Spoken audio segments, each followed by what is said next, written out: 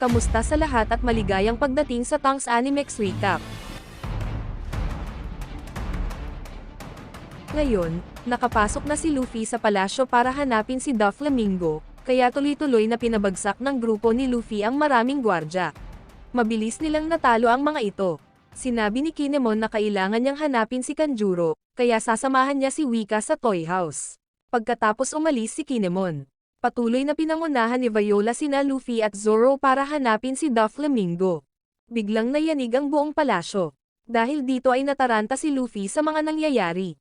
Isang higanteng taong bato ang biglang sumulpot sa kanilang harapan, na ikinagulat nila Luffy at Zoro. Nakilala siya ni Viola bilang si Pekka.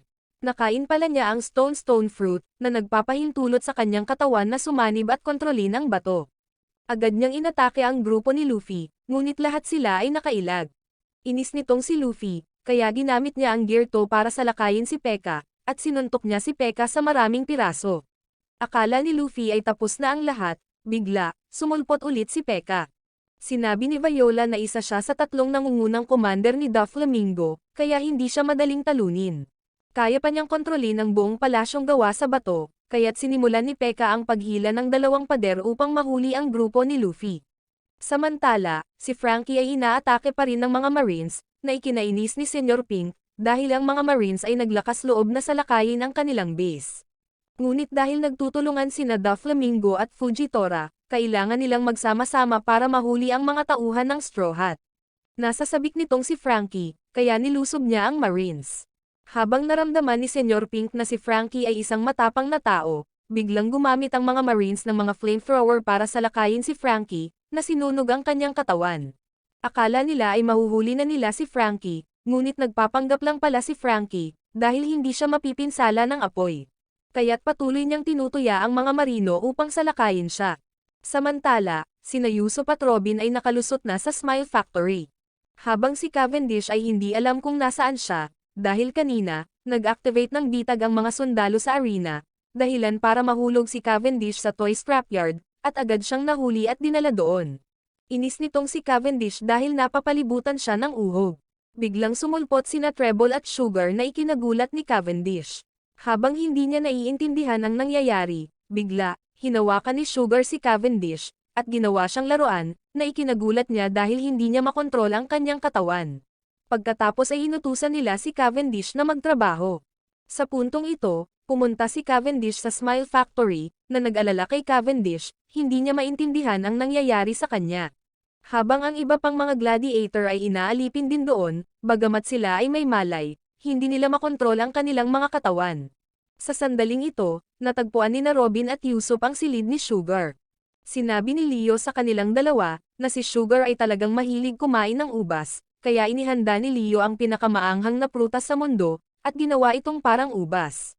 Naniniwala siya na hanggat kinakain ito ni Sugar, hihimatayin siya, pagkatapos, lahat ng laruan sa kaharian ay babalik sa normal, at ang totoong mukha ni Doflamingo ay malalantad sa lahat. Samantala, nag-alala si Usopp, dahil napagtanto niyang napakalakas ni Treble. Biglang nakakita ng langaw si Treble na ikinainis niya, kaya agad na inatake ni Treble ang langaw, na ikinagulat ni Usopp at Robin, dahil binaril niya ang isang langaw nang hindi man lang ito tinitingnan. Pero tiwala pa rin si Leo sa plano niya, kaya mabilis siyang tumakbo papunta kay Sugar nang napakabilis. Akala ng lahat ay magtatagumpay si Leo, bigla, nahuli ni Robin si Leo. Samantala, sa arena, isang fighting fish ang sumugod kay Burgess. Ngunit madaling pinatumba ni Burgess ang fighting fish sa mga stand, na nagdulot ng shockwave sa buong arena, na ikinagulat ng lahat, dahil ito ang lakas ng isa sa mga commander ng Blackbeard. Bigla, ang fighting fish number 1, na may hawak na Mere Fruit, ay nagpakita, kaya natuon ang atensyon ng lahat dito. Sa hindi inaasahan, napalibutan ng lahat ng fighting fish ang arena, at tumalon sila para salakayin ang mga gladiator. Ngunit hindi nabahala ang mga gladiator at inatake nila ang fighting fish. Biglang pinuntirya ng fighting fish number 1 si Rebecca, at agad itong inatake, ngunit hindi sapat ang lakas ni Rebecca para pigilan ito. Biglang sinunggaban agad ni Sabo ang fighting fish, kaya sinubukan siyang pigilan ni Diamante. Sa hindi inaasahan, madaling nabasag ni Sabo ang espada ni Diamante. Sinubukan din ni Burgess na pigilan si Sabo, determinadong wag hayaan ang sino man na makakuha ng Mere Fruit. Ngunit nagpa siya si Sabo na harapin siya ng direkta, kaya ginamit niya ang pamamaraan ng Dragon Claw Fist, at inatake ni Sabo si Burgess, na naging sanhi ng pagyanig ng buong arena. Sa hindi inaasahan, nabasag ni Sabo ang arm guard ni Burgess, na ikinatuwa ng lahat, dahil napakalakas ni Lucy. Samantala, naramdaman ni Rebecca na nasa ibang antas sila. Ngunit hindi siya maaaring sumuko, kaya nagpa siya si Rebecca na harapin si Diamante, at sinugod niya ito. Samantala, natalo ng Toy Soldier ang mga subordinate ni Doflamingo. Bigla siyang sinugod ng isang matanda. Siya pala si Lauji, isang subordinate sa ilalim ni Diamante, na ikinabahala ng lahat, dahil napakalakas ni Lauji. Ngunit hindi sumuko ang Toy Soldier, determinado siyang sumulong. Samantala, ang grupo ni Luffy ay dinudurog ni Pekka, ngunit mabilis na nakalaya sina Zoro at Luffy, kaya't ipinagpatuloy ni Luffy ang pag-atake kay Pekka. Gayunpaman, walang epekto ang mga pag-atake nina Luffy at Zoro, dahil hindi nila matamaan ang tunay na katawan ni Pekka. Samantala, nag-alala si Wika, dahil kailangan nilang sumakay ng elevator pababa sa Smile Factory, ngunit maraming mga bantay doon. Biglang may naisip si Kinemon, kaya ginamit niya ang kapangyarihan ng Devil Fruit at naging Doflamingo, na ikinagulat ni Wika. Samantala, maraming sundalong marine ang natalo ni Franky, kaya nagpa siya si Bastille na labanan si Franky. Sa hindi inaasahan, agad na hinampas ni Bastille si Franky sa isang pader. Ngunit hindi nasaktan si Franky, na ikinagulat ng mga marino, dahil ang katawan ni Franky ay napakatigas. Kaya inatake sila ni Franky ng isang napakalakas na atake. Samantala, sina Luffy at Zoro ay hinaharang pa rin ni Pekka, at gumawa siya ng buong pader para pigilan si Luffy. Biglang nilaslas ni Zoro ang pader ni Pekka. Pagkatapos ay sinabi niya kina Luffy at Viola na ipagpatuloy ang paghahanap kay Doflamingo, at nagpa siya siyang manatili at labanan si Pekka, kaya umalis sina Luffy at Viola. Sinubukan muli ni Pekka na harangin si Luffy, ngunit mabilis na pinutol ni Zoro ang kanyang batong braso, na nagpapahintulot kay Luffy na makalayo.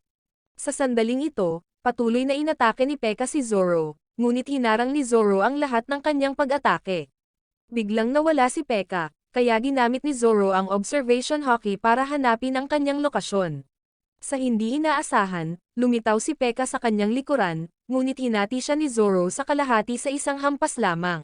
Sa hindi inaasahan, muling lumitaw si Pekka. Samantala, ang laruang sundalo ay nakikipaglaban pa rin kay Lauji. Ngunit si Lauji ay masyadong malakas, ang laruang sundalo ay walang laban sa kanya. Kaya't sinipa ni Lauji ang Toy Soldier sa isang pader, na labis na nag-alala sa mga duwende. Sa loob ng Smile Factory, inaalipin ang mga duwende. Kinailangan nilang magtrabaho ng husto, at pinahirapan ang mga nasasakupan ni Doflamingo. Bigla silang pinagalitan ng isa sa mga kawal, dahil umani sila ng mga hindi hinog na Smile Fruit.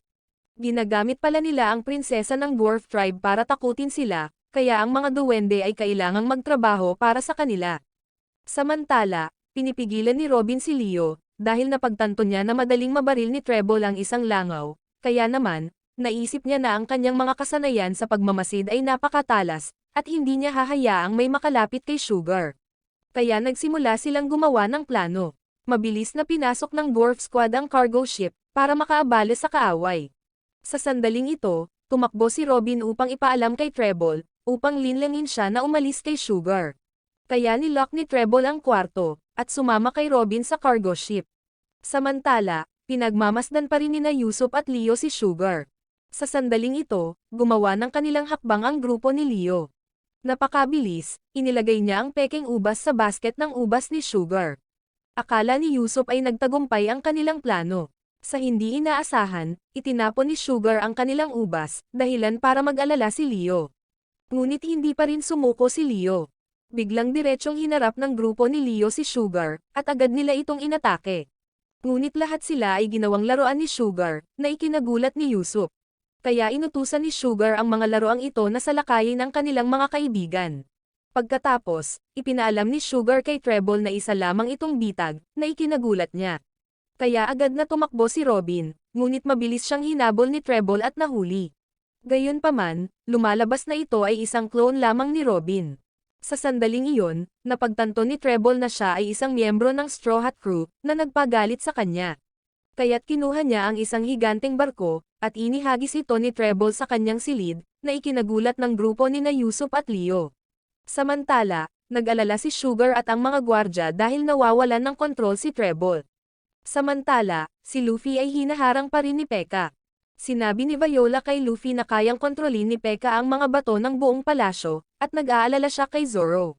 Ngunit sinabi ni Luffy na magiging maayos si Zoro. Samantala, sinusubukan pa rin ni Zoro na hanapin si Pekka. Sa sandaling ito, sinugod ni Rebecca si Diamante, ngunit ang kanyang katawan ay masyadong matigas, kaya hindi siya masaktan ni Rebecca. Biglang bumunot ng mace si Diamante at ibinagsak si Rebecca sa lupa, na ikinasugat niya. Napagtanto ni Sabo na nasa panganib si Rebecca, kaya sinabi niya kay Bartolomeo na protektahan si Rebecca.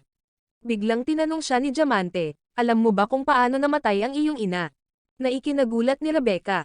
Samantala, ang grupo ni Leo ay nahuli ni Treble, kaya hindi sila makagalaw. Sa sandaling ito, hindi alam ni na Robin at Yusuf kung paano sila ililigtas. Pero nagdeklara pa rin si Leo na mananalo sila, at tiyak na ililigtas nila ang kanilang mga kaibigan. Biglang sinabi ni Treble kay Leo na sumasabog ang uhog niya, na ikinagulat nila. Pagkatapos, binato niya sila ng lighter, na lumikha ng isang napakalaking pagsabog, na nag-aalala kina Yusuf at Robin. Kaya agad nilang pinuntahan si Leo at ang iba pa. Nakita ni na Yusuf at Robin na lahat sila ay malubhang nasugatan, kaya sinabihan ni Yusuf si Leo na tumakas. Ngunit hindi pa rin sumuko si Leo, dahil kailangan nilang tapusin ang misyon na ibinigay sa kanila ng Toy Soldier. Samantala, ang Toy Soldier ay natalo na ni Lauji. Kaya sinubukan ng Dwarf Tribe na ilayo ang Toy Soldier, dahil naniniwala sila na ang Toy Soldier lang ang makakatalo kay Doflamingo. Hindi maintindihan ni Yusuf kung bakit malaki ang tiwala ng grupo ni Leo sa Toy Soldier. Kaya ipinaliwanag ni Leo kay Yusuf, na ang Toy Soldier ay ang tanging nakatakas sa kontrol ni Sugar, at na siya talaga si Kairos, ang bayani ng arena. Sa sandaling ito, nakaharap pa rin si Zoro kay Pekka. Ngunit kahit ilang beses niyang laslasin si Pekka, nanatiling hindi nasaktan si Pekka, kaya hindi sigurado si Zoro kung ano ang gagawin. Samantala, natalo na ng Toy Soldier ang mga gwardya. Bigla siyang may nakitang papalapit. Ito pala ay si Gladius, isang commander sa ilalim ni Pekka. Kaya't nagpa siya ang dalawang dwarf na pigilan siya upang tulungan ang laruang sundalo, ngunit mabilis silang nahuli. Pagkatapos ay pinalaki ni Gladius ang kanyang mga braso, lumikha ng dalawang malalakas na pagsabog na nagpatalo sa kanila, na nagpagalit sa Toy Soldier. Ngunit nilampasan niya si Gladius, dahil hindi niya hahayaang isakripisyo nila ang kanilang mga sarili ng walang kabuluhan. Sa hindi inaasahan, hinabol siya ni Gladius at nahuli. Ito ay lumabas na si Gladius ay kumain ng pop-pop fruit, na nagpapahintulot sa kanya na gawin ang anumang mahawakan niya na sasabog. Kaya't pinalaki niya ang ulo ng Toy Soldier, na nagdulot sa kanya ng pag-aalala, dahil kailangan niyang manatiling buhay upang protektahan si Rebecca. Buti na lang at saktong dumating si Luffy at sinipa si Gladius, naligtas ang Toy Soldier. Nakita ni Viola na nagalit si Gladius, kaya hinila niya si Luffy, alam niyang napakalakas ni Gladius. Sa sandaling ito, pinasalamatan ni Viola ang Toy Soldier, para sa palaging nandyan at pinoprotektahan si Rebecca. Samantala, napagtanto ni Gladius na ipinagkanulo ni Viola si Doflamingo, na nagpagalit sa kanya. Kaya pinalaki niya ang kanyang ulo, na lumikha ng isang malaking pagsabog na ikinasugat ni Viola. Kaya hinawakan siya ni Luffy at nagpatuloy sa pagtakbo. Napagtanto ni Luffy na masyadong mabagal ang kanilang paggalaw, kaya binasag niya ang isang bintana at tumalon sa itaas na palapag. Samantala, hindi alam ni Gladius kung saan nagpunta si Luffy. Biglang nakasalubong niya si Kinemon na nagbalat kayo bilang Doflamingo. Sa hindi inaasahan, naniwala siya na ito ang totoong Doflamingo, kaya sinabihan siya ni Kinemon na akayin siya kay Kanjuro. Sa sandaling ito, nakita ni na Luffy at Viola ang totoong Doflamingo. Tinatanong niya si Lo tungkol sa kanilang plano, ngunit tumanggi pa rin si Lo na sagutin ang alinman sa mga tanong ni Doflamingo. Biglang nakita ng Toy Soldier na nandoon din si Haring Rico. Kaya't nagpa siya siyang kailangan niyang iligtas si Haring Rico sa lahat ng bagay. Gayunpaman, kailangan niyang hintayin ng grupo ni Leo na makumplito ang kanilang misyon, upang tulungan siyang bumalik sa anyo ng tao, upang matalo niya si Doflamingo. Samantala, labis na ikinatuwa ni Treble, dahil natalo na niya ang buong grupo ni Leo. Sa sandaling ito, determinado pa rin si Leo na tapusin ang kanyang misyon, kaya sinubukan niyang tumayo at ng iba pa, na ikinagulat ni Yusuf. Patuloy nilang hinarap si Sugar at inatake ito, ngunit agad silang pinigilan ni Treble. Patuloy niyang ginagamit ang uhog niya para salakayin ang grupo ni Leo, habang kontrolado naman ni Sugar ang mga laruan para harangan ang mga ito. Nakita ni Yusuf na inaatake nila ang kanyang mga kaibigan, na nagdulot sa kanya ng matinding pagkabalisa. Biglang nagpa siya si Robin na tulungan sila, at ginamit niya ang kanyang kapangyarihan sa Devil Fruit para makuha si Treble at Sugar. Pagkatapos ay inutusan ni Robin si Leon na ilagay ang ubas sa bibig ni Sugar, kaya tumalon siya. Akala ng lahat ay magtatagumpay sila. Ngunit hinawakan ni Sugar si Robin at ginawang laruan, pagkatapos, sinaktan ni Treble si Leo, ibinagsak siya sa lupa. Nag-alala ito kay Yusuf.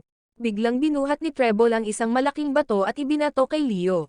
Sa sandaling ito, ganap na nilang natalo ang grupo ni Leo, na labis na ikinatuwa ni Treble. Samantala, si Robin ay ginawang laruan, at hindi niya alam kung nasaan si Yusuf, dahil siya lamang ang makakatulong kay Robin na bumalik sa anyo ng tao. Sa panig ni Frankie, nakikipaglaban siya kay Dellinger at sa Marines. Napagtanto niyang hindi siya maaaring mabigo, dahil kailangan niyang hawakan dito ang mga Marines at ang mga subordinate ni Doflamingo, kung hindi, mabibigo ang plano ng Dwarf Tribe. Sa sandaling ito, napagtanto ni Viola na, ang grupo ni Leo ay natalo ni Treble, si Yusuf lang ang naiwan doon, na naging dahilan upang mag-alala si Viola. Ngunit may pananalig si Luffy na mahahawakan ni Yusuf ang lahat. Samantala, napagtanto ni Yusuf ang sitwasyon, kaya nagpa siya siyang tumakas. Sa sandaling ito, patuloy na tinatawag ng Dwarf Tribe ang pangalan ni Yusolan, kaya hindi sigurado sina Treble at Sugar kung sino si Yusolan. Habang si Leo ay nagtitiwala pa rin kay Yusuf, sinigaw niya ng malakas ang pangalan ni Yusolan, upang marinig ito ng lahat ng mga laruan, ngunit patuloy na tumakas si Yusuf. Sa sandaling ito, sinabi ni Leo kay Treble, si Yusolan ang aming bayani, at ililigtas niya ang lahat ng laruan sa kaharian na ito, na pinapakinggan ng lahat ang mga salita ni Leo sa pamamagitan ng transponder snail. Ngunit kinutya sila ni Treble, tinanong niya, nasaan ang iyong bayani ngayon? At sinabi niya sa kanila na sila ay nilinlang ni Yusuf, na labis nilang ikinadismaya. Samantala, naghahanap pa rin ng paraan si Yusuf para makatakas. Sa hindi inaasahan, naniwala pa rin si Leo kay Yusuf, dahil naniniwala siyang hindi sinungaling si Yusolan. Hindi sinasadyang narinig ni Yusuf ang lahat ng mga salita ni Leo, kaya napatigil siya. Habang si Treble ay nalulugod sa pagtapak sa mga duwende, na labis na ikinatuwa niya, sa sandaling ito, narinig ni Yusuf ang mga hiyawan ng mga duwende, na naging dahilan upang siya ay lubhang nababalisa at tumakbo.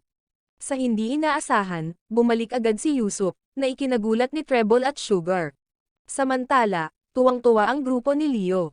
Sinabi ni Yusuf sa kanila, na ang lahat ng kanyang mga naunang pahayag ay kasinungalingan, na ikinagulat nila. Ngunit sinabi ni Yusuf, ako ang Sniper King, si Yusuf, isang miyembro ng Straw Hat Pirates. Nagulat ito sa lahat ng mga laruan na naruroon. Sa sandaling ito, ang Dwarf Tribe ay nasa matinding paghihirap, dahil sila ay nalinlang, ngunit sinabi ni Yusuf, ako ay lalaban, dahil ako ay magiging inyong bayani, na ikinagulat ng lahat. Kaya inatake ni Yusuf si Treble. Sa hindi inaasahan, nagawa niyang putulin ang kanyang katawan, na labis na ikinatuwa ng grupo ni Leo. Sa puntong ito, kailangan lang ni Yusuf na talunin si Sugar, at mananalo sila. Ngunit agad na nakabawi si Treble na ikinagulat ng lahat. Pagkatapos inatake ni Treble si Yusuf, dahilan para matakot si Yusuf. Samantala, nanunood pa rin kay Doflamingo ang grupo ni Luffy. Habang ang laruang sundalo ay naglalayong iligtas si Haring Rico, naalala niya ang kanyang nakaraan. Si Kairos pala ay minsang magnanakaw sa mga slums, pero napakalakas niya, kaya walang magawa ang mga sundalo kay Kairos. Biglang lumapit si King Rico kay Kairos. Kaya inatake siya ni Kairos, ngunit hindi lumaban si Haring Rico. Napagtanto niyang pumatay si Kairos upang ipaghiganti ang kanyang kaibigan, kaya sinabi ni Haring Rico kay Kairos na sundan siya. Dinala niya si Kairos sa arena, para ipakita ang lakas niya sa lahat. Sa hindi inaasahan, madaling natalo ni Kairos ang iba pang gladiator. Gayunpaman, naisip ni Kairos na ikinukulong siya ni Haring Rico dito, na ikinagalit niya ng husto. Biglang nagtanong si Haring Rico, gusto mo bang maging gladiator? Kung manalo si Kairos ng 100 laban sa arena, bibigyan siya ng kalayaan. Noong panahong iyon, lahat ng manunood ay kinasusuklaman si Kairos, dahil siya ay isang mamamatay tao. Gayunpaman, Patuloy na nanalo si Kairos na ikinagulat ng lahat. Sa loob lamang ng 4 na buwan, nanalo si Kairos ng 100 laban, ngunit hindi pa rin siya nagustuhan ng mga tao, kaya hindi siya komportable. Kaya hiniling niya kay Haring Rico na hayaan siyang manatili sa arena. Pagkatapos, ipinagpatuloy ni Kairos ang pakikipaglaban, at nanalo siya ng 300 laban, na nagpasigla sa lahat. Pagkatapos ng 4 na taon, nanalo si Kairos sa kanyang ika-1,000 na laban, na nakakuha ng paghanga mula sa lahat. Gayunpaman, ang kanyang nakaraan ng pagpatay ay pinagmumultuhan pa rin siya, na humantong sa kanya na palaging isipin ang kanyang sarili bilang isang mamamatay tao lamang. Nasaksihan ni Haring Rico ang lahat. Si Kairos ay nakikipaglaban sa isang napakalakas na gladiator, ngunit mabilis siyang nanalo. Naabot ni Kairos ang kanyang ika-3,000 na tagumpay, gayunpaman, napagtanto ni Kairos na ang gladiator na ito ay talagang si King Rico. Nagpunta pala dito si King Rico para matulungan na mapagtanto ni Kairos na hindi siya cold-blooded killer. Pagkatapos ay hiniling ni King Rico kay Kairos na magtrabaho para sa kanya, para mas marami siyang matulungan. Pagkatapos, naging commander ng hukbo si Kairos, at mahal siya ng lahat. Gayunpaman, hindi nagustuhan ng anak ni Haring Rico si Kairos. Siya si Prinsesa Scarlet. Bagamat patuloy niyang itinulak si Kairos palayo, ang misyon nito ay protektahan siya. Isang araw, dinukot si Scarlet ng mga pirata, na nagdulot sa kanya ng matinding pag-aalala, gusto nila siyang ibenta. Biglang sumulpot si Kairos at niligtas siya. Agad niyang natalo ang mga pirata, sinira pa ang kanilang barko. Pagod na pagod si Scarlet, ngunit hindi naglakas loob si Kairos na hawakan siya, dahil hindi pa siya nakakahawak ng babae. Simula noong araw na iyon, nagsimulang magustuhan ni Scarlet si Kairos, at nanatili itong malapit sa kanya, na nagpahiya dito. Sa sandaling ito, napagtanto ni Haring Rico na mahal ni Kairos si Scarlet. Pero nag-aalala siya dahil minsang naging kriminal si Kairos, kaya hindi sila susuportahan ng mga tao. Sa hindi inaasahan, desidido rin si Scarlet na manatili kay Kairos. Kaya naman, pinabulaanan ni Haring Rico ang pagkamatay ni Scarlet sa lahat ng tao, para magsama sila. Pagkatapos, sina Kairos at Scarlet ay nasa isang bukid ng mga bulaklak, at nagkaroon sila ng isang anak na babae na nagngangalang Rebecca, na nagpapasaya sa lahat. Ngunit hindi nang ahas si Kairos na hawakan ang kanyang anak, dahil akala niya ay napakarami niyang kasalanan. Gayunpaman, determinado si Kairos na laging protektahan si Rebecca, at namuhay silang magkasama ng napakasaya. Ngunit isang araw, ang kaharian ay inatake ni Doflamingo, na labis na nag-alala kay Kairos, kaya naman, nagpasya siyang iligtas si Haring Rico. Pagdating niya, nakita ni Kairos na nasusunog ang buong bayan, ngunit nang makarating si Kairos sa palasyo ay nakita niya ang mga subordinate ni Doflamingo. Nakuha na pala nila ang buong palasyo. Sinabi ni Viola na ligtas pa rin si Haring Rico, kaya sinimulan nilang pangunahan si Kairos para makipagkita kay Doflamingo. Sa hindi inaasahan, pagpasok pa lang niya ay nahuli si Kairos, at ginapos nila ng mga kadena ang kanyang mga binti. Ito pala ay bahagi lahat ng plano ni Doflamingo. Ngunit kahit anong pilit ni Kairos na putulin ang mga kadena, hindi pa rin niya ito maputol. Sa sandaling ito, inalok ni Doflamingo si Kairos na magtrabaho para sa kanya. Habang papatayin na sana niya si Haring Rico, biglang pinutol ni Kairos ang sariling paa, at sinugod niya si Doflamingo. Sa hindi inaasahan, ginawang laruan kaagad ni Sugar si Kairos na ikinagulat ni Kairos, pero sa huli, nagawang iligtas ni Kairos si King Rico. Sa sandaling ito, napagtanto niya na hindi naalala ni Haring Rico kung sino siya, pagkatapos pumunta siya upang iligtas ang kanyang asawa at anak, ngunit hindi pa rin nila naaalala si Kairos. Sa hindi inaasahang pagkakataon, nasaksihan ni Kairos ang pagpatay ni Diamante sa kanyang asawa, na labis na ikinalungkot niya. Ngunit wala siyang magawa dahil ginawa siyang laruan. Sa oras na ito, naghihintay pa rin si Kairos sa grupo ni Leo na makumplito ang kanilang misyon. Sa panig ng arena, mahigpit na nakikipaglaban si Sabo kay Burgess, ngunit hindi niya matamaan si Sabo. Habang sinasabi ni Diamante kay Rebecca na, siya ang pumatay sa kanyang ina, na labis na nagpahirap kay Rebecca. Sa panig ni Frankie, natalo siya ng mga Marines. Lumalabas na pinipilit niyang maghintay hanggang sa dumating si Yusuf. Sa sandaling ito, patuloy na inaatake ni Yusuf si Treble. Habang umaasa ang lahat ng gladiator na mananalo si Yusuf, sa hindi inaasahan, nahuli ni Treble si Yusuf.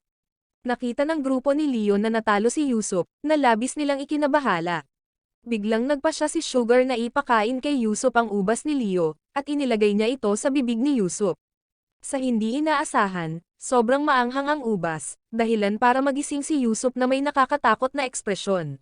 Nakahinga pa siya ng apoy na ikinatakot ni Sugar. Sa hindi inaasahang pagkakataon, nawalan siya ng malay na ikinagulat ni Treble. Bigla, ang lahat ng laruan sa kaharian ay nag-transform, at lahat sila ay bumalik sa pagiging tao, na nagpasaya sa kanila, habang si Treble ay nag-aalala, dahil ang lihim ni Doflamingo ay nalantad. Sa sandaling ito, nakita ng mga marino ang lahat ng mga laruan sa kaharian ay naging mga tao, na ikinagulat nila. Habang nabalitaan ni Doflamingo na nawalan ng malay si Sugar, na ikinagulat niya, dahil lahat ng mga alipin na nakolekta nila sa nakalipas na 10 taon, ay naging mga tao. Nakita ni Doflamingo na nabigo ang kanyang 10 taong plano, na ikinagalit niya ng husto, habang ang lahat sa kaharian ay nanumbalik ang kanilang mga alaala, at nakilala nila ang kanilang mga mahal sa buhay. Sa sandaling ito, napakasaya ng grupo ni Leo, dahil nanalo si Yusuf, at siya ang naging bayani nila. Sa panig ng lungsod, lahat ay galit na galit, dahil sa napakatagal na panahon, pinahirapan sila ng mga nasasakupan ni Doflamingo, kaya determinado silang maghiganti kay Doflamingo. Sa sandaling ito, napagtanto ni Fujitora, na ang mga madilim na lihim ng kahariang ito ay nalantad, habang si Doflamingo ay galit na galit, dahil ang buong kaharian ay nag-aalsa. Biglang naalala ni Viola, Rebecca, at Haring Rico kung sino si Kairos na ikinaiyak nila. Bigla namang sumugod si Kairos papunta kay Doflamingo, habang si Viola ay napakasaya, at sinabi niya kay Luffy na, si Kairos ang pinakamalakas na bayani ng arena, at siya ang ama ni Rebecca.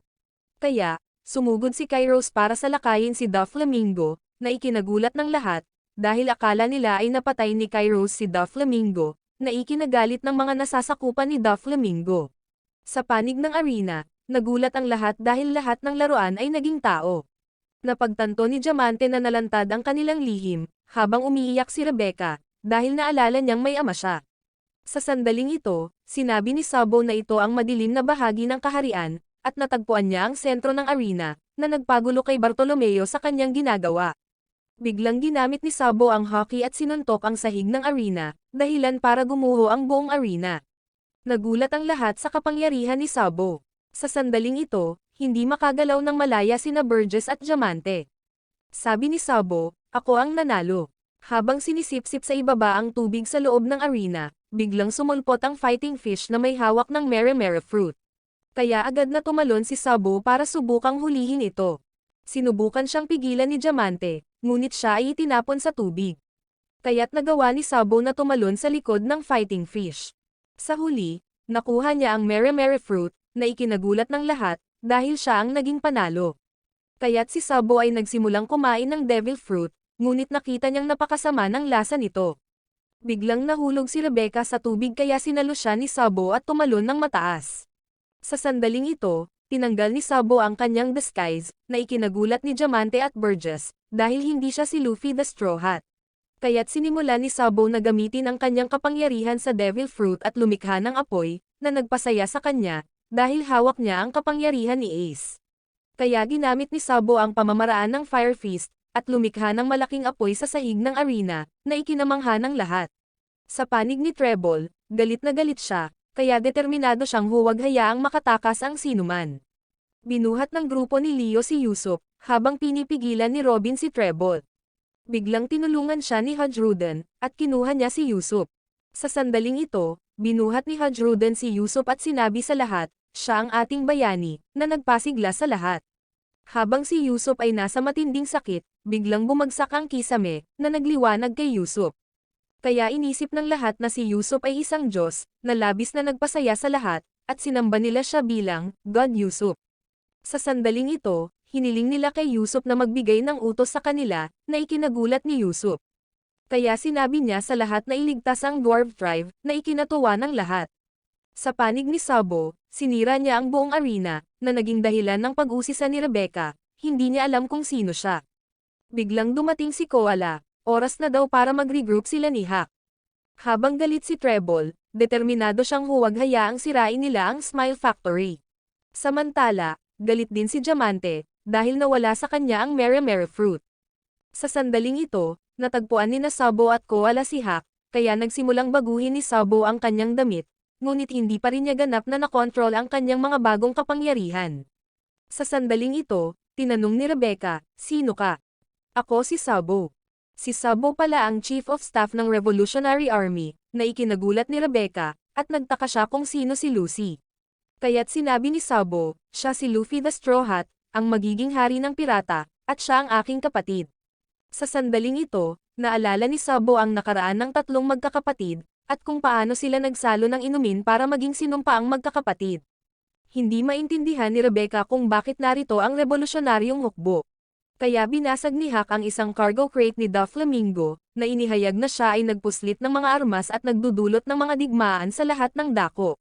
Kaya pumunta rito ang Revolutionary Army para pigilan siya. Sa loob ng lungsod, nagkaroon ng malaking kaguluhan, dahil lahat ay gustong maghiganti kay Doflamingo. Sa sandaling ito, pinasok ni Kinemon ang toy house. Pero napapaligiran siya ng mga gladiator, dahil akala nila siya si Doflamingo. Mabuti na lang at nakatakas siya sa bubong, kaya nakalayo si Kinemon sa kanila.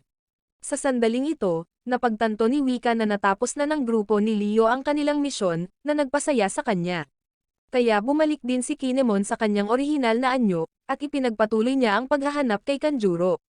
Samantala, nakita ni Robin si Koala, na nagpasaya sa kanya. Kilala rin pala ni Robin sina Sabo at Hack. Masayang-masaya si Bartolomeo, dahil nakita niya si Robin. Bigla niyang nakita si Usopp, at nakilala ni Bartolomeo si Usopp bilang si Sojay King, na labis na ikinatuwa niya. Sa panig ni Kairos, kinakalaban niya ang mga nasasakupan ni Doflamingo. Sa hindi inaasahan, napakalakas ni Kairos, at madali niyang na-overwhelm si Baby Five. Biglang tumakbo si Luffy para iligtas si Lo, na ikinagulat ni Lo. Habang bubuksan na sana ni Luffy ang posas ni Lo, biglang narinig nila ang tawa ni Doflamingo. Sumulpot si Pekka at inatake sila, na ikinagulat ni Luffy, dahil buhay pa si Doflamingo. Napagtanto niyang nabigo ang kanyang plano, na ikinagalit niya, at sinabi niya, "Panahon na para gamitin ko ang birdcage," na ikinabahala ni Lo. Sa sandaling ito, gustong sirain ng mga gladiator sa arena ang Smile Factory. Ngunit binabantayan ito ni Diamante at Treble, kaya hindi sila nalampasan ng mga gladiator, dahil napakalakas nila. Hindi nagtagal, natalo ni Diamante at Treble ang mga gladiator. Napagtanto ni Kairos na buhay pa si Doflamingo, kaya ipinagpatuloy niya ang pag-atake sa kanya. Sa hindi inaasahan, lumitaw si Doflamingo sa likod ni Kairos, at sa isang sipa, nahati niya ang tuktok ng palasyo. Buti na lang, nagawa ni Luffy na iligtas si Kairos sa oras. Sa sandaling ito, parehong sinalakay ng dalawang Doflamingo si Luffy, ngunit umiwas si Luffy, kaya sinugod niya ang mga ito para umatake. Gayunpaman, ginamit ni Doflamingo ang armament hockey, at hinarang ang pag-atake ni Luffy, kaya natamaan si Luffy mula sa likuran at nasugatan. Patuloy na sinuntok ni Doflamingo si Luffy sa dingding. Sa sandaling ito, napagtanto ng lahat na ito ay clone ni Doflamingo, at sinabi niya kay King Rico, na siya ang kumokontrol sa kanya upang patayin ang mga tao 10 taon na ang nakakaraan. Biglang inutusan ni Doflamingo si Pekka na itapon sila, kaya gumawa si Pekka ng 2 brasong bato at itinapon ang grupo ni Luffy palabas ng palasyo. Buti na lang at napalaki ni Luffy ang katawan para masalo sila. Sa sandaling ito, nagsimulang kumilos si Doflamingo, at pinakawalan niya ang mga string mula sa kanyang puppet. Napagtanto ni Lo na gustong likhain ni Doflamingo ang birdcage. Kaya't binalot ng mga kwerdas ni Doflamingo ang buong isla ng Dressrosa, na ikinabahala ng lahat, dahil ang mga kwerdas na ito ay napakatulis, at maaring maputol ang anuman. Sinabi ni Lo kay Luffy, na sinadya ni Doflamingo na patayin ang lahat. Bigla niyang binaril ng strings ang lahat, ngunit sinalo ni Fujitora ang kanyang string. Sa sandaling ito, nakita niya ang mga tao na umaatake sa isa't isa, na ginagawang napakagulo ng buong kaharian. Kinokontrol pala sila ni Doflamingo. Biglang nayanig ang buong palasyo. Napagtanto ni Lo na binabago ni Pekka ang istruktura ng palasyo, at itinaas niya si Doflamingo sa pinakamataas na posisyon. Sa sandaling ito, inihayag ni Doflamingo sa lahat, na gagawa siya ng laro ng pagpatay. Kung sino man ang pumatay sa mga tao sa kanyang listahan, hahayaan ni Doflamingo na mabuhay ang sino mang pumatay sa mga tao sa kanyang listahan, na labis na ikinagalit ni Luffy. Samantala, sinusubukan ng lahat na tumakas mula sa birdcage, ngunit ito ay masyadong matigas. Nakita ni Doflamingo ang buong kaharian sa kaguluhan, na labis na ikinatuwa niya. Maging ang mga Marines ay kinokontrol ni Doflamingo, kaya ginamit ni Fujitora ang gravity para ipinsila sa lupa. Sa panig ni Bartolomeo, tuwang-tuwa siya, dahil nakasama niya ang 2 pang miyembro ng Straw Hat Crew. Sa sandaling ito, napagtanto ng lahat ng mga tao sa kaharian, na 10 taon na ang nakalilipas, si Doflamingo ang kumokontrol kay Haring Rico para salakayin sila. Habang si Haring Rico ay narinig ang mga hiyawan ng mga tao, na naging dahilan ng kanyang pagkabalisa. Biglang inihayag ni Doflamingo, na ang sinumang pumatay ng bounty na isang star ay makakatanggap ng 100 million berry, at ibinunyag niya ang listahan ng mga isang star na bounty. Sumunod ay sina Kairos at Zoro na may 2 star na bounty, habang sina Sabo, Luffy, Law at King Rico ay may 3 star na bounty, na ikinatuwa ng maraming tao. Sa sandaling ito, gumaan ang pakiramdam ni Usopp, dahil hindi siya binigyan ni Doflamingo ng bounty. Bigla, idineklara ni Doflamingo na may 5 star bounty si Usopp, katumbas ng 500 million berry. Nagulat ito kay Usopp. Biglang nakita ng mga bounty hunters ang grupo ni Usopp, at sinimulan silang habulin. Sa sandaling ito, humiwalay si Kinemon para hanapin si Kanjuro, kaya tumalon siya sa tambak ng laruang basura. Samantala, labis na natuwa si Doflamingo, dahil naudyukan niya ang mga tao na magpatayan. Sa panig ni Frankie, wala na siyang lakas, kaya kailangan niyang mabilis na makahanap ng cola. Ngunit hinahabol pa rin siya ng mga bounty hunters, kaya inatake sila ni Frankie. Sa hindi inaasahan, nahuli rin siya ng mga mamamayan, dahil gusto nilang mabuhay, ngunit madaling nakatakas si Frankie sa kanila. Sa sandaling ito, inutusan ni Doflamingo sina Diamante at Treble na bumalik, dahil mayroon siyang ibang plano. Sa sandaling ito, hinahabol pa rin ang grupo ni Sabo. Biglang tinawag ni Zoro si Robin. Napagtanto ni Luffy na kasama ng grupo ni Robin si Rebecca, kaya gumaan ang pakiramdam niya.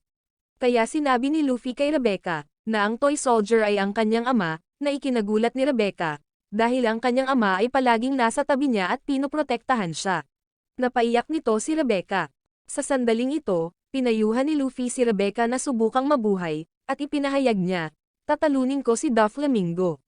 Biglang binalaan ni Lo si Luffy, na ang orihinal nilang plano ay sirain lang ang Smile Factory, ngunit kung papatayin ni Luffy si Doflamingo, kailangan niyang harapin ang galit ni Kaido. Ito ay hahantong sa isang direktang paghaharap sa isang emperador. Ngunit hindi iyon pinansin ni Luffy, dahil gusto niyang iligtas ang kahariang ito. Sa sandaling ito, sinusubukan ng mga Marines na kontrolin ang mga mamamayan na manipulahin ni Doflamingo. Sinabi ni Fujitora na ang kanilang layunin ngayon ay makipag-alyansa sa Straw Hat Pirates, upang labanan si Doflamingo. Sa sandaling ito, kinuha ni Luffy sina Zoro at Law para hanapin si Doflamingo. Sa panig ni Doflamingo, tinipon niya ang lahat ng kanyang mga nasasakupan, habang si Treble ay humihingi ng paumanhin kay Doflamingo, dahil hinayaan niyang mahimatay si Sugar ni Usopp. Maging si Diamante ay nawalan ng Mere Fruit. Ngunit hindi sila sinisisi ni Doflamingo, at nagpasya siyang wag hayaang mabuhay ang sinuman at umalis sa kaharian. Sa panig ni Luffy, nahulog sila sa lugar ni Senyor Pink, na ikinagulat nila, dahil nandoon si Straw Hat Luffy. Ngunit napagtanto ni Luffy na wala na silang oras, kaya tumakas sila. Gayunpaman, agad na inatake ni Dellinger si Luffy. Hinawakan ni Senyor Pink ang binti ni Luffy, at agad na bumagsak si McVice sa kanila. Mabuti na lang at iniunat ni Luffy ang kanyang paa at naiwasan ito, ngunit naipit pa rin ang kanyang binti. Nang sipain na sana ni Dellinger si Luffy, bigla siyang naitulak ni Zoro mula sa likuran, dahilan para mawalan siya ng balanse at sinipa si McVice. Nagbigay daan ito kay Luffy na makatakas, kaya nagpatuloy sila sa pagtakbo. Ngunit napapaligiran pa rin sila ng mga mamamayan, kaya hindi sila maatake ni na Luffy at Zoro. Biglang sumulpot si Fujitora, na ikinagulat ng lahat dahil isa siyang Marine Admiral. Sa sandaling ito, determinado si Fujitora na wag hayaang umalis si Luffy. Napagtanto ni Luffy na walang ibang paraan, kaya nagpasya siyang labanan si Fujitora. Kaya naman, ginamit ni Luffy ang Haki at inatake si Fujitora. Sa panig ni Doflamingo, natanggap niya ang balita, na si Luffy ay nakikipaglaban kay Fujitora, na ikinatuwa niya. Biglang nag-propose si Pekka kay Doflamingo na pigilan niya si Luffy. Naging dahilan ito para pigilan ng husto ng mga nasasakupan ang kanilang pagtawa, dahil napakatining ng boses ni Pekka, iba at ang layo sa kanyang hitsura. Biglang may hindi napigil ang tumawa, na ikinagalit ni Pekka. Kaya siya ay hinarap ni Baby 5, na ikinatakot ng iba, at hindi na sila naglakas loob na pagtawanan si Pekka. Sa sandaling ito, sinabi ni Doflamingo sa kanyang mga nasasakupan, na nawalan siya ng kanyang ina sa edad na 8, at pinatay niya ang kanyang sariling ama sa edad na 11. Kaya't itinuring niya ang kanyang mga commander bilang kanyang pamilya, at hindi niya kukonsintihin ang sinumang mangungot siya sa kanyang pamilya. Samantala, si Yusuf ay pinakamabangis na hinahabol, dahil mayroon siyang bounty na 500 milyong berry mula kay Doflamingo. Ngunit ang bilang ng mga bounty hunter ay patuloy na dumarami, kaya't pinigilan sila ni Nahak at Bartolomeo, na labis na ikinatuwa ni Bartolomeo dahil natulungan niya si Robin. Habang nagpupumiglas si Luffy kay Fujitora, bigla siyang gumamit ng gravity. Sa kabutihang palad, nagawa itong iwasan ni Luffy sa oras, kaya sumugod si Zoro para salakayin siya, ngunit hinarang ni Fujitora ang pag-atake ni Zoro. Sa panig ni Robin, ginamit niya ang kanyang kapangyarihan sa Devil Fruit, para gumawa ng malaking lambat para umakyat ang lahat. Noong nasa panganib si Rebecca, sa kabutihang palad, siya ay nailigtas ng isang dating commander ng militar. Kinilala siya ni Rebecca bilang Tank, isang dating subordinate ng kanyang ama. Sa sandaling ito, nakita rin ni Haring Rico si Rebecca, na labis na ikinatuwa niya. Bigla nilang naramdaman ang pagyanig ng buong palasyo, at bumukas ang lupa. Ito ay natakot sa lahat. Biglang lumitaw ang isang higanteng bato, na ikinagulat ni Luffy, hindi niya alam kung ano iyon. Kinilala siya ni Lo bilang si Pekka. Ngunit nang magsalita si Pekka, hindi napigilan ni na Luffy at Zoro na tumawa, dahil ang kanyang boses ay napaka-nakakatawa, naiiba ng husto sa kanyang nakakatakot na hitsura. Nagalit ito kay Pekka, kaya nagsimula siyang magtaas ng kamao, dahilan para matakot ang lahat at tumakbo palayo. Ngunit diretsyong sinuntok ni Pekka sina Luffy at Lo, na nagdulot ng shockwave na nagpatangay kay Zoro. Sinira ng suntok ni Pekka ang bahagi ng bayan, na ikinatakot ng lahat. Samantala, hinahanap ni Zoro sina Luffy at Lo. Sa kabutihang palad, ligtas pa rin sina Luffy at Lo. Sa sandaling ito, sinisisi ni Lo si Luffy sa panunuya kay Pekka, nagalit ito at sinuntok sila. Napagtanto ni Zoro na medyo malayo na sila sa palasyo. Biglang sumulpot si Cavendish. Iniisip ni Luffy na gusto siyang hamunin ni Cavendish. Ngunit sinabi ni Cavendish na hindi na niya kinamumuhian si Luffy, dahil si Cavendish ay iniligtas ni Usopp, siya ngayon ay lubos na humahanga sa God Usopp. Sa puntong ito, ipinahayag ni Cavendish na matatalo niya si Doflamingo, upang bayaran sila sa pagliligtas sa kanyang buhay. Dahil dito ay hindi komportable si Luffy, dahil gusto niyang siya ang tatalo kay Doflamingo. Gusto pala ni Cavendish na talunin si Doflamingo para sumikat. Iniisip ni Luffy na si Cavendish ay isang baliw, kaya nagpasya siyang umalis. Samantala, napagtanto ni Pekka na nakatakas si Luffy sa kanyang suntok. Galit na galit ito, dahil naglakas loob si Luffy na kutsain siya, determinado siyang patayin si Luffy. Sa sandaling ito, hinarangan si Luffy ng isang grupo ng mga bounty hunter, kaya sinalakay sila nina Luffy at Zoro, ngunit napakarami nila. Biglang sumulpot si Don Chinjao, na ikinabahala ni Luffy, dahil sa tingin niya ay gusto siya nitong guluhin. Kaya nagpasya si Luffy na tumakas. Biglang tumalon si Don Chinjao at natalo ang lahat ng bounty hunters. Nagulat ito kay Luffy.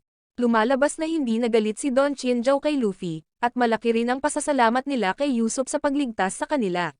Kaya't nagpasya si Don Chinjao na talunin si Doflamingo upang bayaran sila.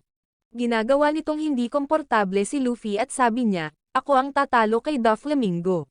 Biglang sumulpot din si Hajrudan. Gusto rin niyang talunin si Doflamingo para ipakita ang kanyang pasasalamat. Nagulat ito kay Luffy, dahil napakaraming tao ang gustong makipag-deal kay Doflamingo. Sa puntong ito, ang lahat ay patuloy na nagtatalo, upang makipagkompetensya para sa pagkakataong labanan si Doflamingo. Biglang lumitaw muli ang mga bounty hunter, kaya inaatake sila ng mga gladiator na ito. Nang papaalis na si Luffy ay muli niyang nakasalubong si Yusi. Dahil dito ay labis na ikinatuwa ni Luffy, kaya sumakay si Luffy kay Yusi para hanapin si Doflamingo. Nang subukan ng mga sundalong ito na pigilan si Luffy, bigla silang nakakita ng maraming gladiator kasama si Luffy. Nakakatakot ito sa kanila. Ngunit patuloy na itinataas ni Pekka ang kanyang higanteng kamao. Sa hindi inaasahan, nang narinig nila ang boses ni Pekka, natatawa ang lahat. Nagalit ito kay Pekka, kaya inatake niya sila, ngunit pumasok sina Don Chinjao at Bello para pigilan siya. Sa hindi inaasahan, napakalakas nila at winasak nila ang higanteng braso ni Pekka. Nasa sabik nito ang lahat, kaya patuloy na sumusulong si Luffy, at tinulungan ng mga gladiator si Luffy na harangan ang mga sundalo. Nakakatakot ito sa mga sundalo ni Doflamingo, dahil napakalakas ng mga gladiator dito. Ngunit labis na inis ang nararamdaman ni Luffy, dahil patuloy silang nakikipagkompetensya sa kanya upang talunin si Doflamingo. Samantala, tuwang-tuwa si Cavendish, dahil kung matatalo niya ang isang Warlord of the Sea, lalo siyang sisikat. Sa sandaling ito, patuloy na sumusulong ang grupo ni Luffy, ngunit patuloy pa rin silang nagtatalo. Biglang nagpakawala si Pekka ng isa pang higanteng suntok, dahilan para masira ang lahat sa paligid.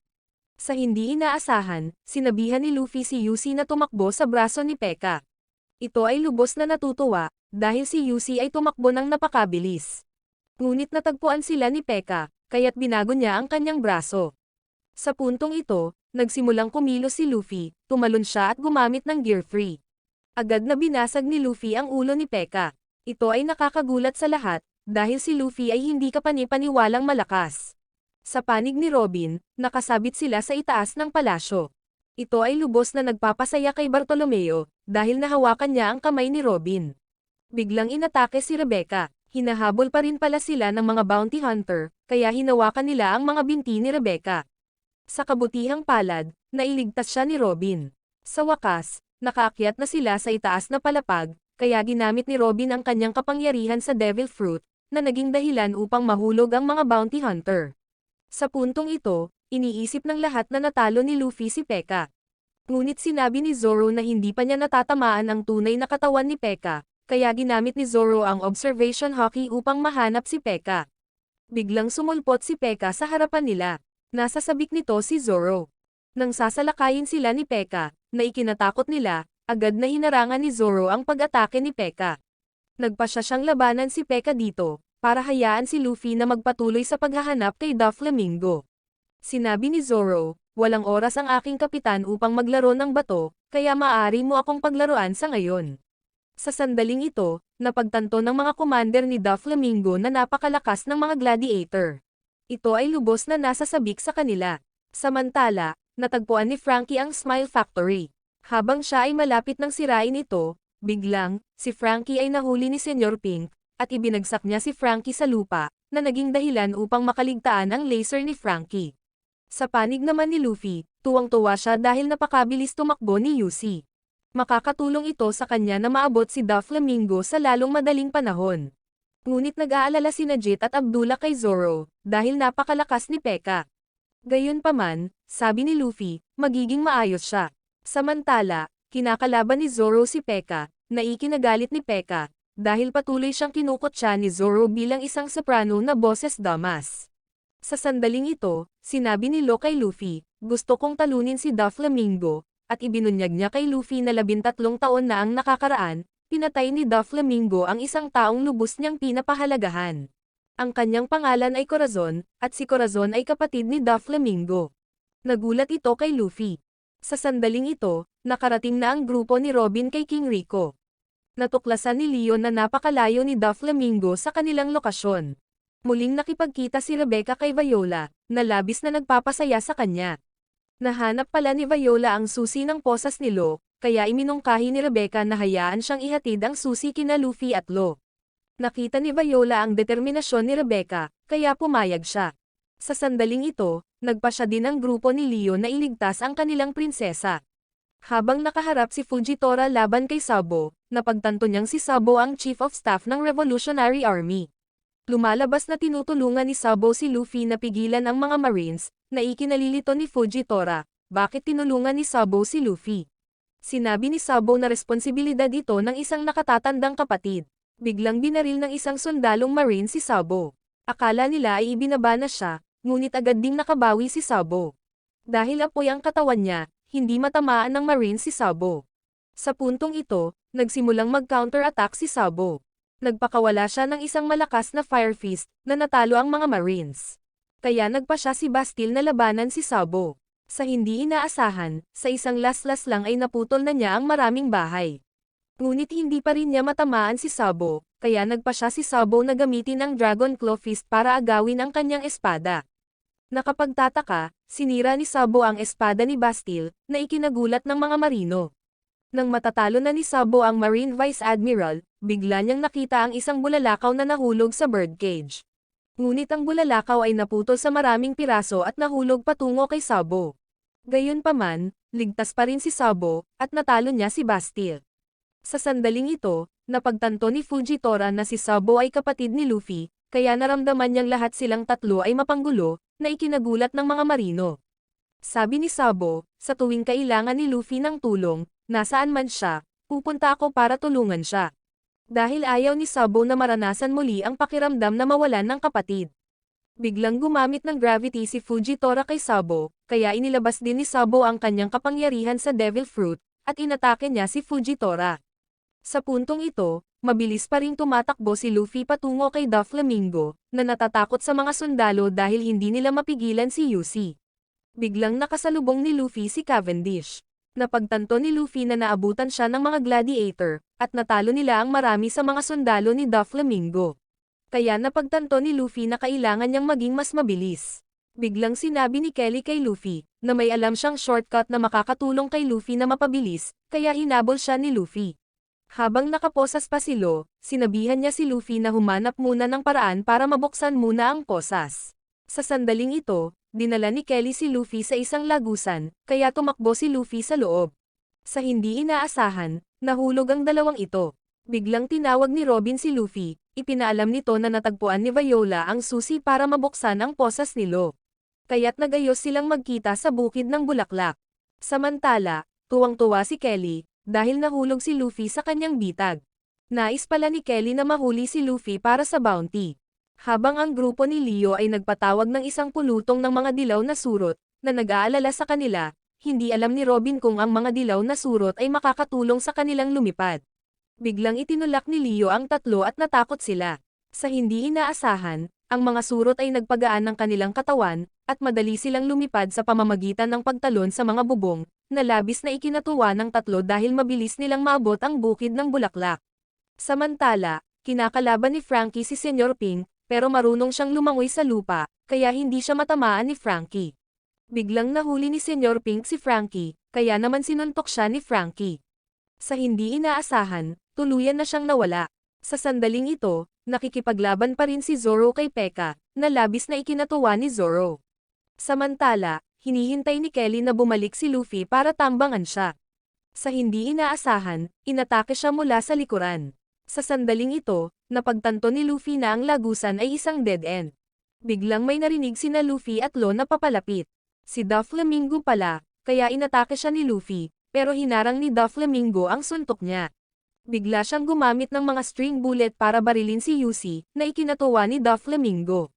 Sa sandaling ito, sinabi niyang tanga si Luffy, dahil napakadali niyang nahuli sa mga bitag, at binanggit ni Doflamingo si Corazon, na ikinagalit ni Lo.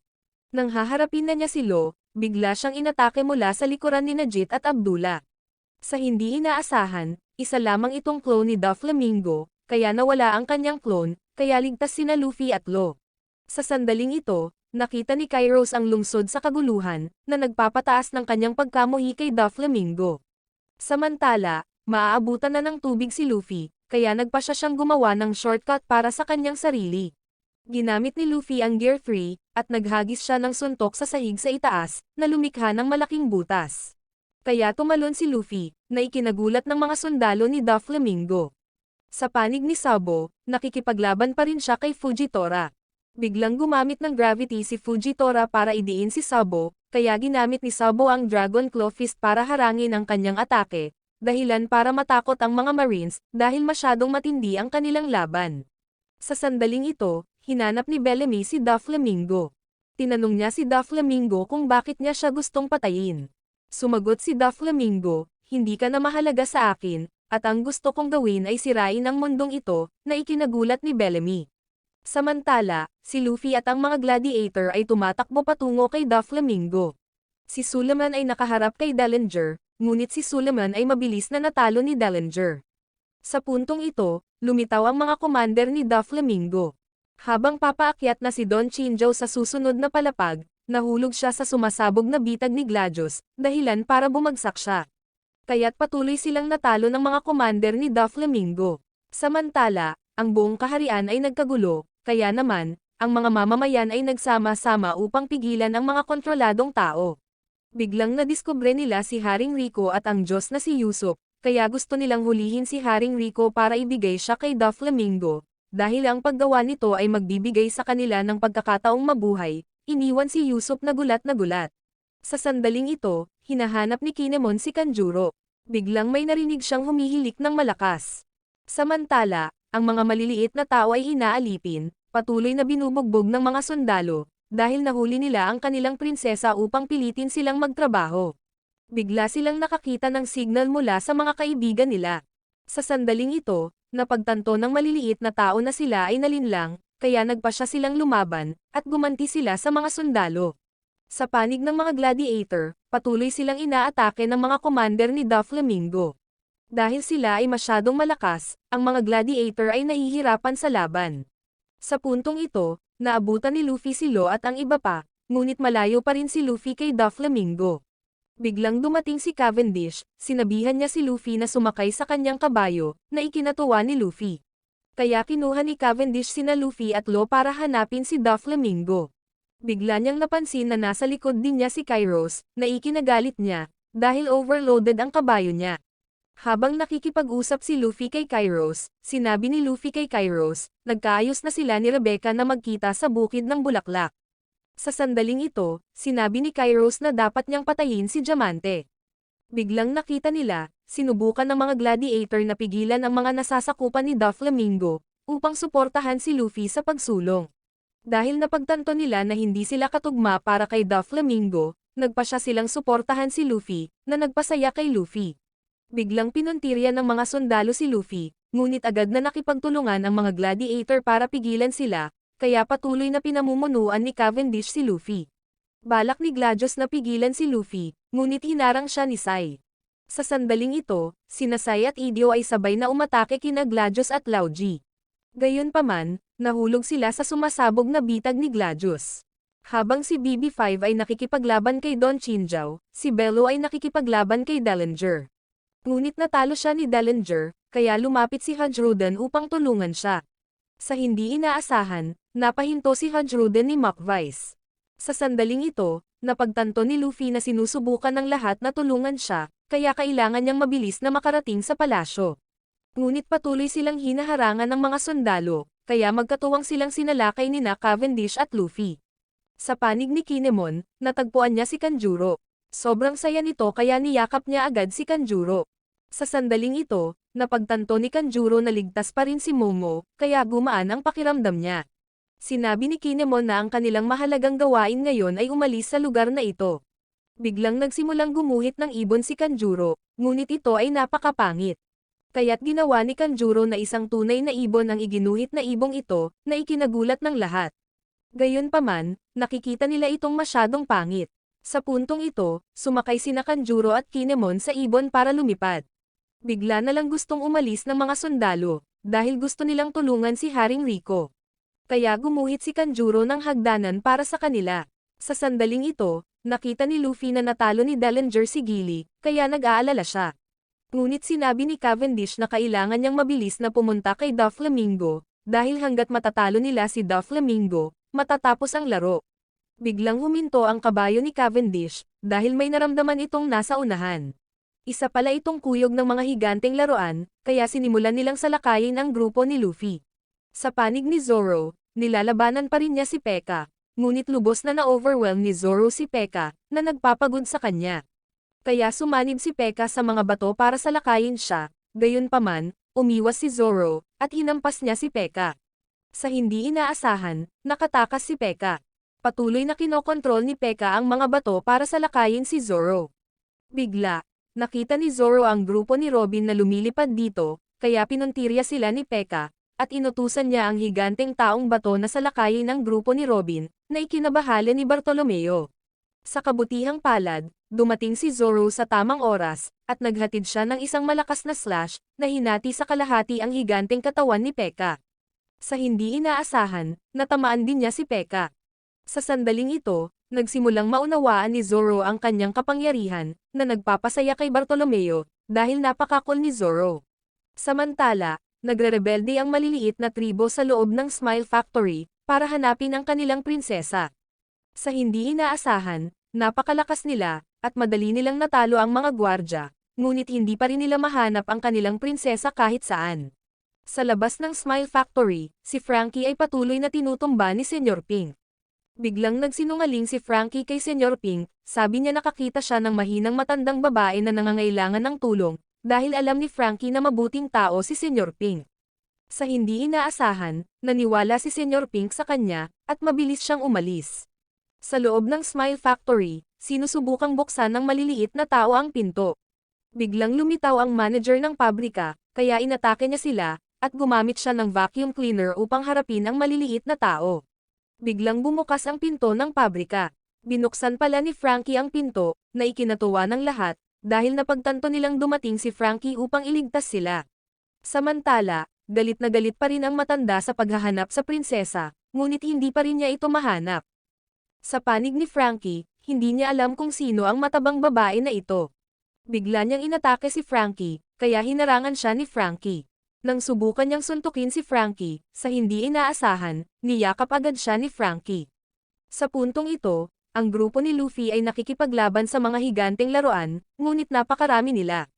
Napagtanto ni Luffy na wala silang maraming oras, kaya kailangan nilang mabilis na makitungo sa mga higanteng laruan. Habang pinipigilan pa rin ni Frankie ang matabang babae, pinipigilan itong makatakas, biglang bumalik si Senyor Pink. Napagtanto niyang niloko siya ni Frankie.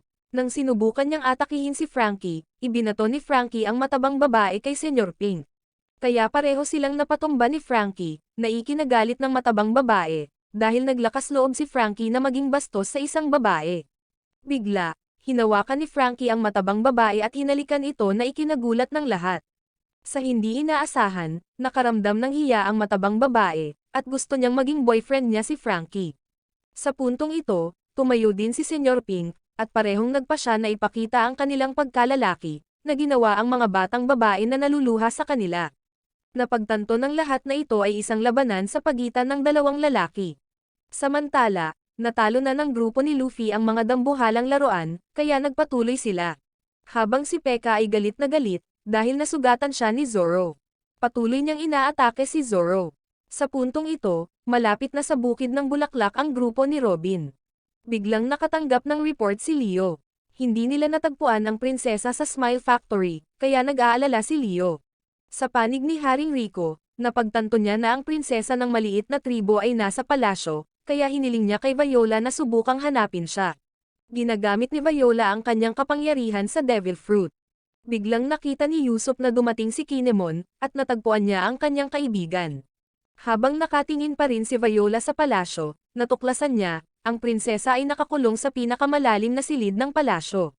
Sa sandaling ito, ang prinsesa ng maliit na tribo ay umiiyak, dahil siya ay takot na takot at gusto nang umuwi. Kaya't ipinaalam ni Viola kay Leo ang lokasyon ng prinsesa, na labis siyang ikinatuwa. Kaya naman, determinado siyang iligtas ang kanyang prinsesa.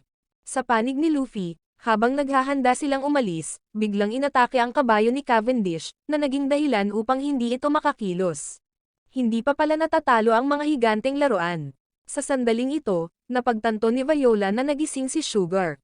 Samantala, galit na galit si Sugar kay Usopp. Ayaw niya sa anumang bagay na may mahabang hugis. At ginawang mga laruan ni Sugar ang kanyang mga nasasakupan, para habulin ang mga tauhan ng Straw Hat. Sa puntong ito, napagtanto ni Usopp, kung mahahawakan ni Sugar si Luffy, gagawin siyang laruan, at makakalimutan siya ng lahat. Kaya determinado si Usopp na pigilan itong mangyari, na ikinagulat ni Kinemon.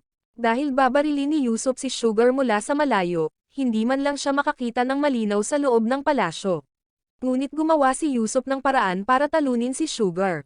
Sa panig ni Sai, kinakalaban niya si BB5. Sinabi ni Sai na handa siyang tanggapin ang lahat ng kanyang pag-atake.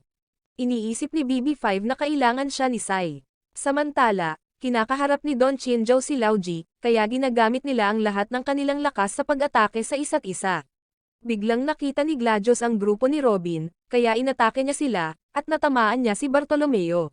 Nahulog din si Robin. Nang sinubukan niyang atakihin si Robin, ginamit niya ang kanyang kapangyarihan sa Devil Fruit para pigilan siya. Kaya sinabihan ni Robin si Rebecca na magpatuloy. Sa puntong ito, sinusubukan pa rin ni Luffy na talunin ang mga higanteng laruan, ngunit patuloy silang bumangon. Biglang nahulog sina Bartolomeo at Robin sa kinaroroonan ni Luffy, na ikinagulat nila. Sinabi ni Robin sa kanila, si Rebecca ay papunta sa bukid ng bulaklak. Biglang tumayo si Gladius para harangin sila. Kaya nagpa siya sina Robin at Bartolomeo na labanan siya, upang payagan si Luffy na magpatuloy sa paghahanap kay Doflamingo. Habang nakarating na si Rebecca sa flower field, maghihintay siya dito para sa grupo ni Luffy.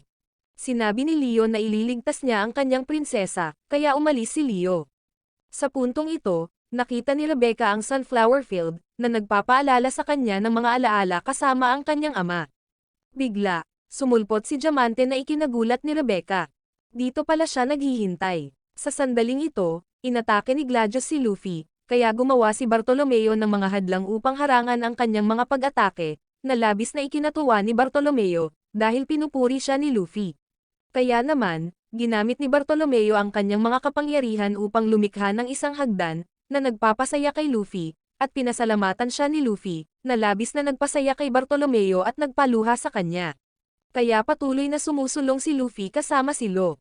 Sa panig ni Sabo, nakikipaglaban pa rin siya kay Fujitora, na nag-aalala sa mga marino, dahil masyadong malakas si Sabo. Ngunit ginamit din ni Fujitora ang kanyang kapangyarihan sa Devil Fruit, at naghatid siya ng isang malakas na slash kay Sabo. Gayunpaman, iniwasan ito ni Sabo, at agad siyang nag-counterattack kay Fujitora.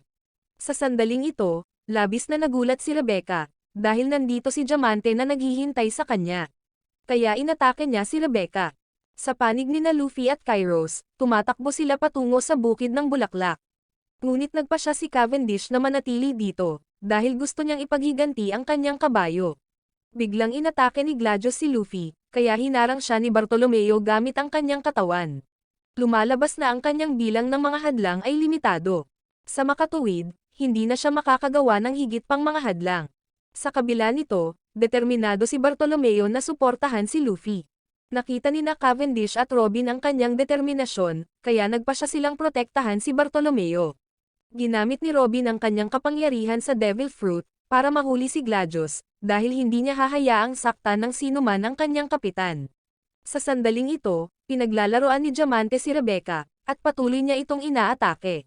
Kinukutya niya na si Rebecca ay masyadong mahina, hindi niya magagawang talunin si Doflamingo. Kaya itinapon niya si Rebecca pabalik. Tanong niya, gusto mo bang patayin ako upang ipaghiganti ang iyong ina? Nalabis na ikinagalit ni Rebecca, dahil naaalala niya ang pagkamatay ng kanyang ina. Biglang naalala ni Rebecca si Luffy. Nangako siyang tatalunin si Doflamingo, kaya kumalma si Rebecca at tumakbo palayo, dahil ang misyon niya ay ihatid ang susi sa grupo ni Luffy. Biglang pinahaba ni Diamante ang kanyang espada at tinamaan si Rebecca, dahilan para masugatan ito. Habang papatayin niya si Rebecca gamit ang gun crew na pumatay sa kanyang ina, biglang dumating si Kairos sa tamang oras at inatake siya. Desidido siyang hindi na mawawalan pa ng mahal sa buhay.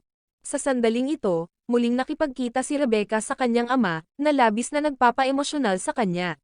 Ngunit patuloy na bumangon si Diamante, at determinado siyang patayin sila. Kaya naglaban sina Kairos at Diamante. Sa puntong ito, dumating din si Luffy, na nagpapasaya kay Rebecca. Sa hindi inaasahan, may laroang humahabol pa sa kanila, kaya tumalon si Luffy, at hiniling niya kay Rebecca na ibigay sa kanya ang susi. Habang inaatake ng laruan si Luffy, nakuha niya ang susi, ngunit nilamon sila ng laruan. Sa kabutihang palad, nakalaya na si Lo, kaya hiniwa niya ang laruan.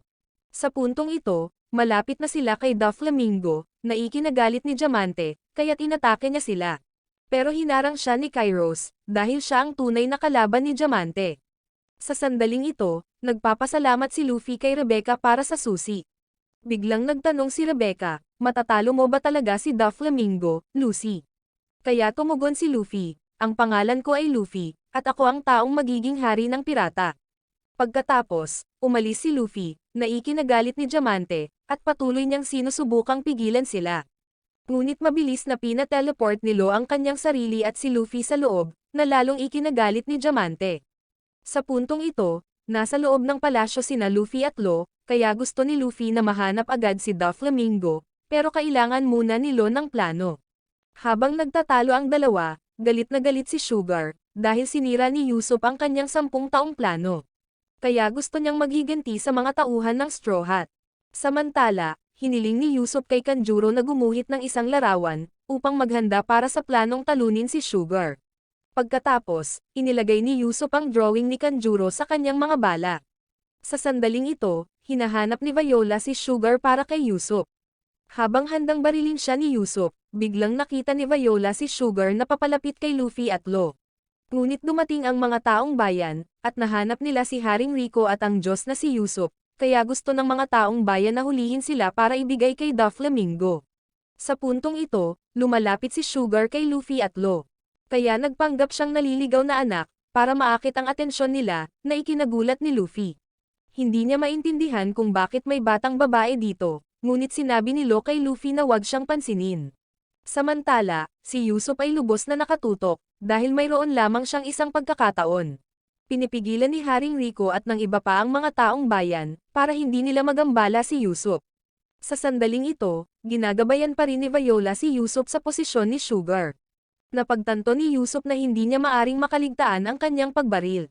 Habang sinusubukang lapitan ni Sugar si Luffy at Lo, biglang nanginig si Usopp, dahil sa sobrang kaba. Napagtanto ni Usopp na kung siya ay magkamali, si Luffy ay gagawing laruan, kaya dapat niyang subukang mag-focus. Hindi sinasadya, nakita ni Usopp ang lahat ng malinaw, at nakikita niya ang kanilang mga silhouette. Nagising pala ni Usopp ang observation hockey, kaya binaril ni Usopp si Sugar, bago pa siya mahuli ng mga taong bayan. Lumalabas na ang bala ni Usopp ay may 4 na layer, at ito ay sumasabog upang itulak ang susunod na layer pasulong, kaya ang bala ay dumiretso kay Sugar. Habang hahawakan na ni Sugar sina Luffy at Lo, biglang lumipad ang bala sa kanyang harapan, na ikinasindak ni Sugar, dahil nakalagay dito ang mukha ni Usopp. Kaya nahimatay si Sugar. Samantala, napagtanto ng grupo ni Robin na ang lahat ng mga laruan ay tumigil sa paggalaw. Napagtanto ni Viola na nagtagumpay si Usopp. Sa sandaling ito, patuloy na tumalon sina Luffy at Lo, at sa wakas ay narating nila si Doflamingo, na nagpapasaya sa kanya. Siya ay nagtatanong, para sa ano bakit kayo narito? Nandito kami para talunin ka. Maraming salamat sa panonood, sana nag-enjoy ka sa anime na ito. Mag-subscribe at pindutin ang notification bell upang updated ka lagi sa mga bagong video na mai-upload namin, at para makatutok sa higit pang Tagalog anime recap, magkita tayo sa susunod.